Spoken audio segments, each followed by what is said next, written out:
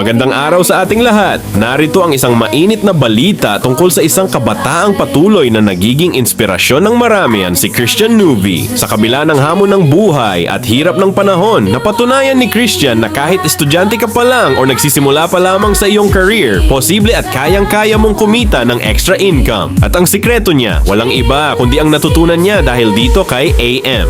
Ayon sa mga nakalap na impormasyon, hindi lamang si Christian ang kumikita, kundi maging ang kanyang mga kliyente na sumubok at naniwala sa proseso. Mismong ebidensya ang perang hawak niya na bunga ng tiyaga, disiplina at tamang sistema na natutunan niya dahil sa tulong ng AM. Hindi lang basta pangarap, kundi konkretong resulta ang kanyang pinapakita ngayon.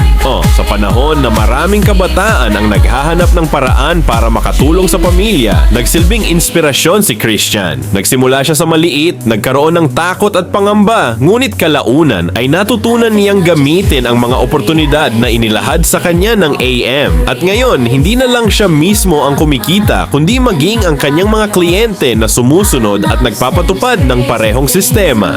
Dahil dito kay AM, mas naging posible ang pagkakaroon ng dagdag na kita, mas natutunan nila kung paano hawakan ang kanilang oras at higit sa lahat, mas lumawak ang kanilang pangarap para sa kinabukasan. Ang dating simpleng estudyante ay ngayoy isa ng inspirasyon at patunay na sa tamang gabay at tamang desisyon walang imposible. Kaya't sa lahat ng kabataan at maging mga matatanda na naghahanap ng paraan upang umasenso, narito ang isang malinaw na mensahe. Kung kinaya ni Christian at ang kanyang mga kliyente, kaya mo rin dahil dito kay AM, mas marami pang Pilipino ang nagkakaroon ng pag-asa at pagkakataon upang baguhin ang kanilang buhay.